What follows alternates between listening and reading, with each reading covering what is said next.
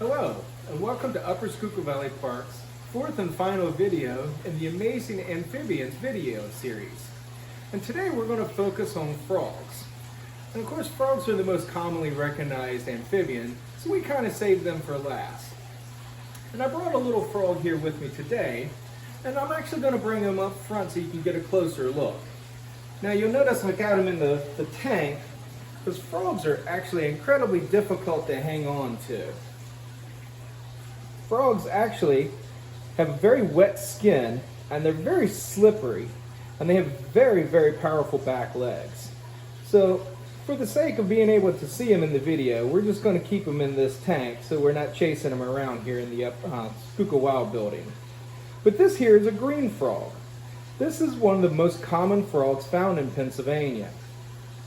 The green frog is very similar looking to the bullfrog. In fact, virtually identical in colors.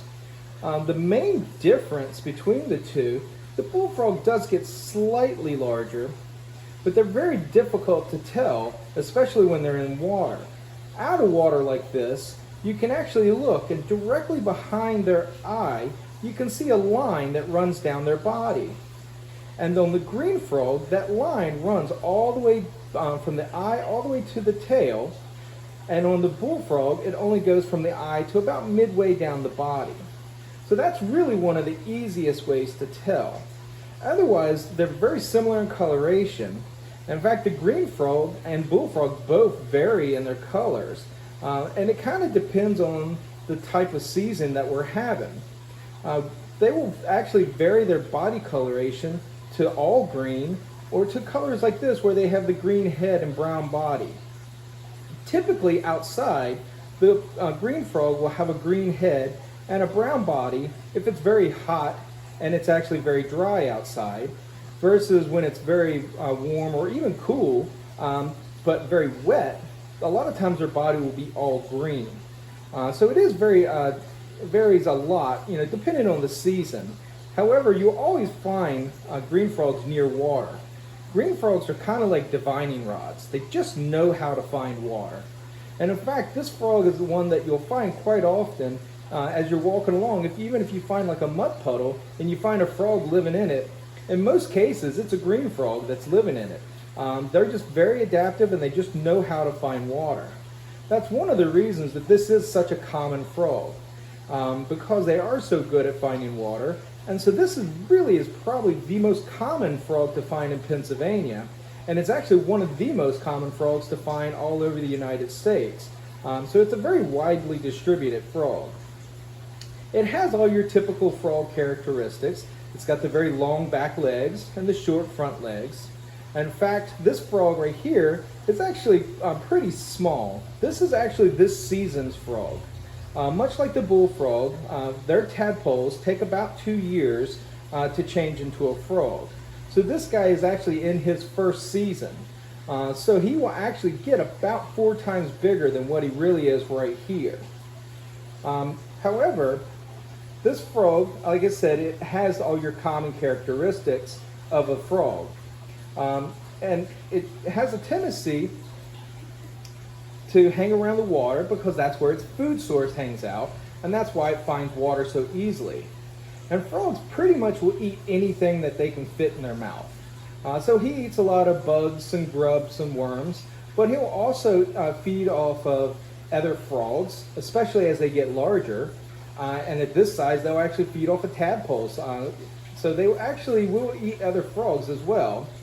Plus, they eat other things that kind of come to the water's edge. So it's not uncommon to see a frog eating like a butterfly, and a very large one can actually eat small birds. These guys are actually have a varied diet, and they can eat lots of different things, but they're primarily feeding off of mostly bugs and grubs and worms. And the way that they acquire their food is they don't really have teeth. They actually have what they call a sticky tongue. And it's not quite like a chameleon where they shoot it out like a foot, but they can actually extend their tongue. So from where he's sitting at this posture, he can actually shoot his tongue down to the ground, and he can grab a hold of something. And his tongue actually has something on the outside of it that makes it incredibly sticky. So whatever it hits sticks to it, and then he sucks it into his mouth. And if it's something that he thinks he can eat, then he'll swallow it. And if it's not, then he'll spit it out. But they actually do have a sticky tongue. But you don't have to worry about them actually biting with teeth or anything. They do not have teeth. Now, this frog is, like I said, it's a very common frog. It's not a dangerous animal. This is not a poisonous animal in any way, shape, form. So you don't have to worry about anything like that. Like I said, the only reason we're keeping him in this tank is because this guy's just incredibly hard to hang on to. With those powerful back legs, these guys can jump forward as much as 10 feet. And they are actually very difficult to try to hang on to. And that's one of the reasons that predators have such a hard time grabbing a hold of them. They're just so slippery, and with such powerful back legs, they do get away quite easily, and they usually dive straight into water. In fact, their biggest predator is really other fish and wading birds such as like herons. Otherwise, they really don't have too many land predators. Their biggest land predator probably is actually going to be snakes. There's certain species of snakes that feed primarily off of frogs. But otherwise, they don't really have too many land predators. Their main predators really are fish. Now, like I said, this is probably a very common frog that you can walk out in your backyard and see. And if you don't see them, a lot of times you can hear them. And the easiest way to know, they have a very distinctive call, and it sounds like a little chirp.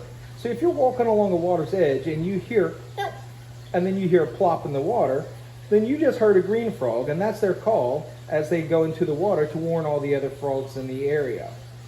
Now, I hope you guys learned something from the video series that we've done this year on amazing amphibians. And hopefully you guys will tune in for other video series that may be coming up in the future. Thank you and have a good day.